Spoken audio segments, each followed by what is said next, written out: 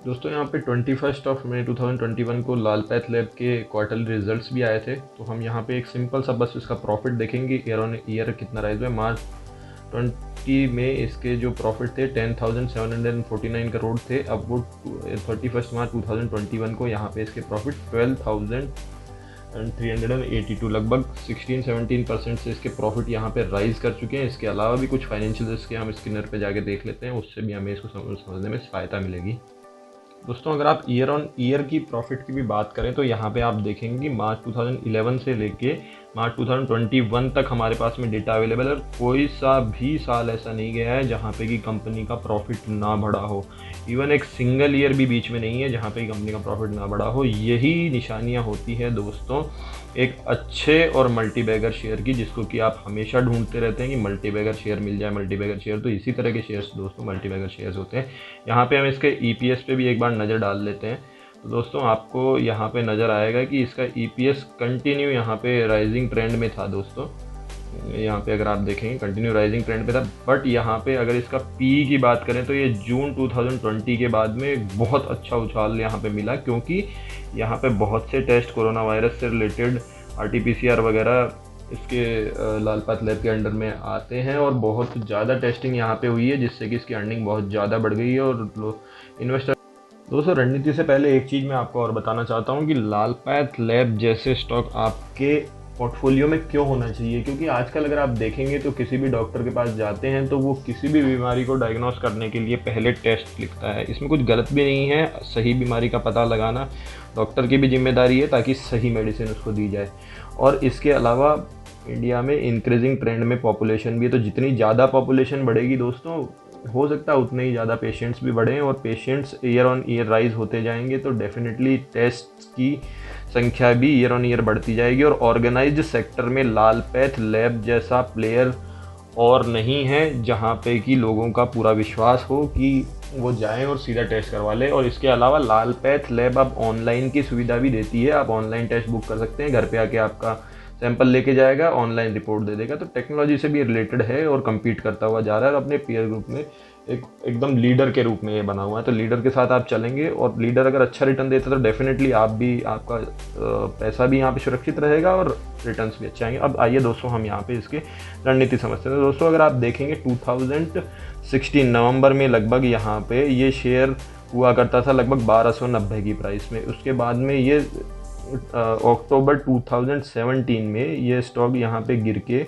लगभग 720 के प्राइस पे आ गया। तो दोस्तों ये जो यहाँ पे फॉल था वो लगभग 45% का फॉल था दोस्तों यहाँ पे। उसके बाद में अगर हम देखेंगे स्टॉक को जब से ये लिस्ट हुआ है से लेके दूसरी बड़ी गिरावट यहाँ पे जनवरी 2020 में आई थी, जहाँ पे कि इस स्टॉक का प्राइस हुआ करता था 1850 रुपीज़ का। और इसके बाद में इसमें एक गिरावट हुई। गिरावट के बाद में स्टॉक का प्राइस पहुंच गया लगभग मार्च 2020 में 1190 रुपये का। यहाँ पे जो गिरावट थी वो थी 35% की दोस्तों। इसके बाद में अगर आप देखें तो अभी रिसेंटली यहाँ पे इसने अप्रैल 2021 में जो हाई लगाया है वो लगभग 3400 का हाई लगाया है। और यहाँ पे इसमें मई 21 में यहीं पे लगभग इसी सेम मंथ में जिसमें कि हम इसकी बात कर रहे हैं यहाँ पे इसने 2640 रुपये का लो लगाया। तो अभी जो इसका फॉल था वो लगभग 22% का फॉल था। तो दोस्तों अगर हम हिस्ट्री के हिसाब से चलें तो यहाँ पे 45 और 35% की गिरावट यहाँ पे इस स्टॉक में मैक्सिमम होती है। अगर हम इसका दोनों का मीडियन भी लें तो भी ये यहाँ पे 40% का बनता है। तो हम मान के चलते हैं कि 40% तक की गिरावट इसमें, क्योंकि ये मिड कैप कंपनी है तो एक्सपेक्ट करते हैं कि भविष्य में भी हो सकती है।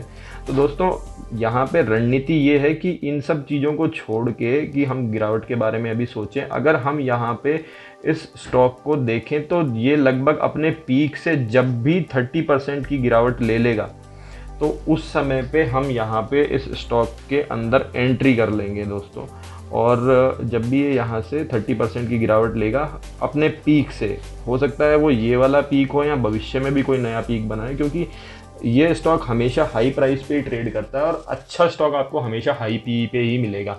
अगर आपको उस स्टॉक की फ्यूचर ग्रोथ में आपको पूरा पूरा विश्वास है तो वो स्टॉक जब भी 25 to 30% में गिरता है, मैं आपको उसमें एक एंट्री ले लेनी है। अब आपको मीडियन आया था 40% का, तो आप यहाँ पे एक्सपेक्ट कर सकते हैं कि स्टॉक 40% तक गिर सकता है। तो आप 25 के बाद में जैसे ही 5% और गिरे स्टॉक, तो 5% में और एक लॉट लगा लीजिए। उसके बाद में जब 35% गिरे तो आप और एक लॉट लगा लीजिए। 40% तक गिर जाता है तो और बड़ा लॉट लगा लीजिए। इस तरीके से आप अपने लॉट साइज़ को भी बढ़ाते जाइए ताकि आपके पास में एक अच्छा एवरेज क्रिएट हो जाए, और आपको फ्यूचर में जब वो स्टॉक भागेगा, आप देख सकते हैं जब भी ये स्टॉक गिरा है के बाद में बहुत ही अच्छी इसमें ट्रेजेक्ट्री आई है अपवर्ड की। यहाँ पे भी देख सकते हैं, यहाँ पे भी देख सकते हैं। भविष्य में यहाँ से भी ये शायद गिर के और अच्छी ट्रेजेक्ट्री ले सकता है। तो दोस्तों इसी तरह की रणनीति होती है इन स्टॉक्स में, जहाँ पे कि हम इसमें अपना होल्ड बना सकते हैं, अपना एक लॉट ले सकते हैं और भविष्य में और आगे इसके साथ में ग्रो कर सकते हैं। तो दोस्तों इसी तरह की अच्छी जानकारियों के लिए बने रहिए आपके अपने चैनल फाइनेंशियल इंडिपेंडेंस के साथ। धन्यवाद।